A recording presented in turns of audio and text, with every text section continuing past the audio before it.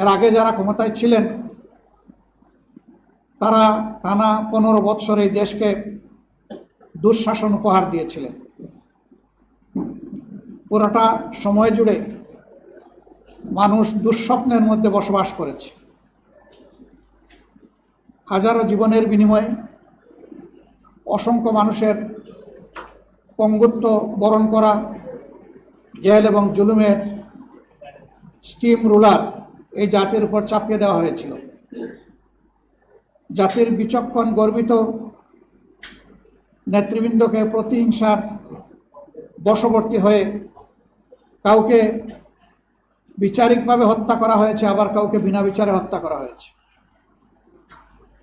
গুমের সংস্কৃতিতে নতুন করে বাংলাদেশে আয়নাগরের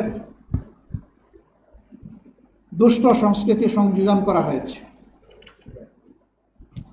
জায়গায় জায়গায় আয়নাগর ছিল, এ বাস্তবতা আজকে কেউ অস্বীকার করে না।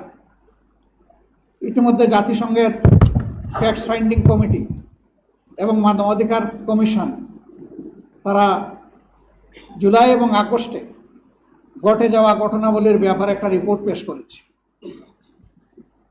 এই রিপোর্টে বিগত সরকারকে স্পষ্টভাবে দায়ী করা হয়েছে। প্রিয় দেশবাসী,